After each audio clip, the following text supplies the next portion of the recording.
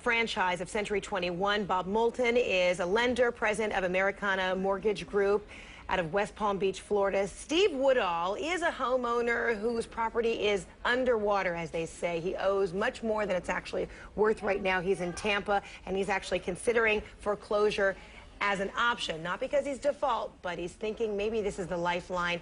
And Josh Leves is fielding your emails, your iReports, all of that. We've got so many questions to keep this going. So, Bob, a little bit earlier, you know, we talked about who might be eligible for this mortgage modification plan. There are two plans in place, right? One to refinance and one to get modification on your mortgage. So what are the steps that one takes if they think they're in trouble? Well, first with the modification program, what the homeowner needs to do is get their paperwork in order. They need to be organized, get their tax returns, get their pay stubs, and get their bank statements. Secondly, they need to come up with an affidavit of hardship to explain why they're in this particular situation. Mm-hmm. They need to contact the person who, or the lender who has their current loan. And I know some of the major banks have approved the concept that has been proposed this week to support the program. What the loan officer is then going to do is calculate what the debt is as a percentage of their income. Mm-hmm. If it exceeds 31% and they have a hardship letter, they're going to go to the next step where the loan officer is going to try one of two things. They're going to keep trying to recalculate the mortgage payment at lower interest rates until they find the interest rate that is going to make the debt to income 31%.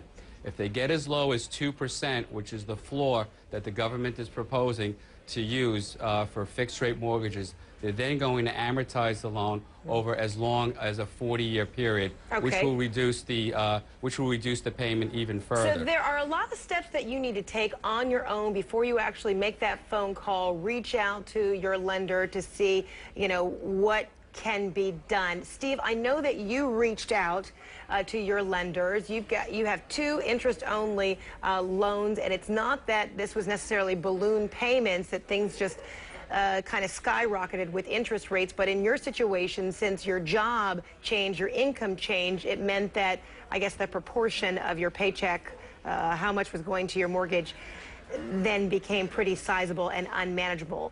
Did you feel like you were getting all the answers from your lenders when you made the phone calls? Kind of. One of them, I have one mortgage that's interest only, and then a second mortgage that's a 30-year fixed, okay, and it's a 7-year ARM. So one of them was not helpful, the second really at all, and then the first one was the one that told me basically, you know, they take your information over the phone, but if you make a payment, you lose your spot. And the whole process until someone contacts me could be... So Bob, help Steve. What do you think he should do at this point? I think he should get his paperwork together, and we should try for the loan modification program.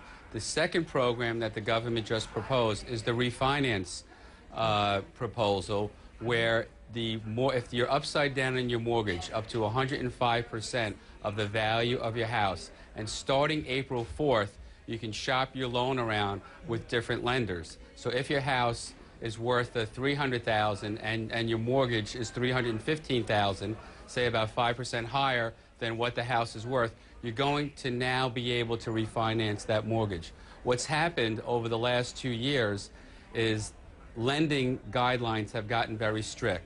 Lenders were looking for homeowners to have more equity in the property and higher credit scores. And that's sort of hurt the whole problem that we're in, because if you look at the lending laws 4 or 5 years ago, where people were buying houses with no money down and no jobs, lenders are now gone to the other end of the pendulum where they've gotten very strict. This is going to hopefully open the door for 5 million more homeowners. So you're going to have 4 million that are going to benefit from the modification program, 5 million that are going to benefit from the refinance program, but it must be your primary residence, and you do need to document your income. Okay, and we've got lots of email questions coming our way, and you know, Rob, I want to ask you too, because you kind of put me in touch with Steve, and you have a relationship with Steve, and it must be heartbreaking for you as a realtor to see, especially the beautiful pictures of, you know, Steve and his family enjoying their home, and then hear from your clients that, you know what, they're in trouble. So we're going to talk about some other options that may be available. Perhaps your situation, you're not going to be able to get all the answers from the mortgage modification plan unveiled by the White House, but there are other things that you might be able to do right after this. All right, welcome back. We're talking about how to avoid foreclosure. Earlier in the week, Treasury Secretary Tim Geithner had this to say about how refinancing, modifying mortgages helps everyone. This plan will help homeowners meet their mortgage obligations and enable them to refinance to take advantage of lower interest rates. Just this morning, we took the important step of releasing the details of our loan modification plan and Treasury guidelines for servicers. And this will help struggling borrowers begin to see lower payments, more affordable payments right away. All right, we want you to be part of the discussion here. Rob Hawley is a realtor here in Atlanta. Bob Moulton is a lender in West Palm Beach, Florida. Steve Woodall is a homeowner in Tampa whose property is underwater, as they say. And Josh Les is here also fielding your emails, your iReports, all of that. All right, so let's talk about the options that people have right now. Bob, refinancing is another option under this modification plan. Give us a little bit more on how would you be able to refinance under the White House's new plan?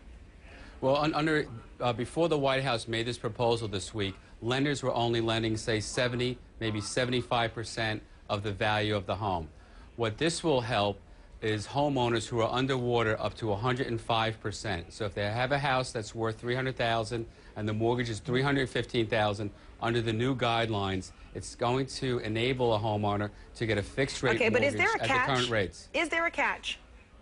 As far as I can see right now, you know, the devil's always in the details. I can't see if there's a catch, but looking at the summary of the proposals and trying to interpret what the government is trying to say, I don't see a catch as yet. What I have seen over the last year or so, it takes a while for these plans to trickle down to the street level. Yeah. So I know when they increased the conforming loan levels from $417,000 up to $729,750. Okay, Each well, lender took its Steve time. is in that situation, that predicament. His house, he bought it for $275,000, but now it's worth, or I guess the market value would be something like $175,000. So you would think that he would qualify for this plan.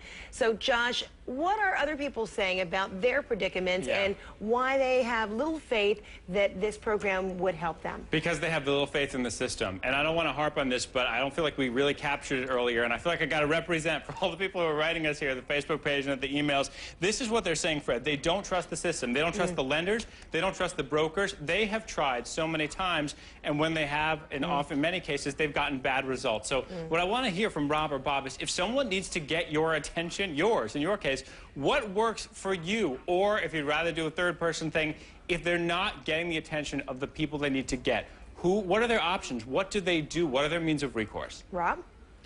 What we've seen.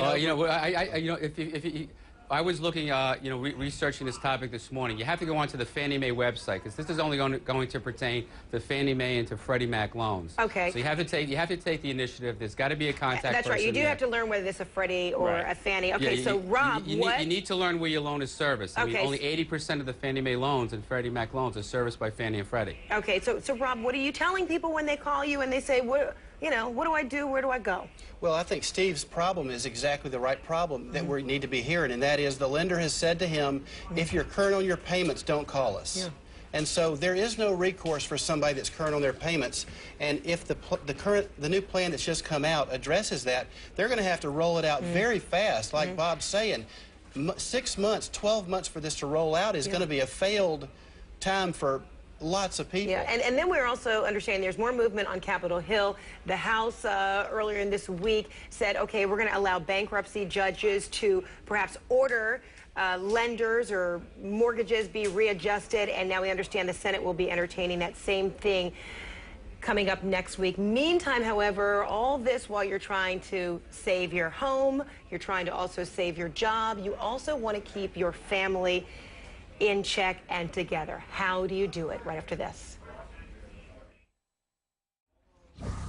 Here's a quick look at what's happening right now in the news, and then we'll get back to talking about the mortgage madness that everyone's grappling with. With the unemployment now at a 25-year high, President Obama says help is on the way. The latest report puts the jobless rate at 8.1%, the highest since 1983. It's even worse for minorities. 13.4% of African Americans are unemployed, and 10.9% of Hispanics are out.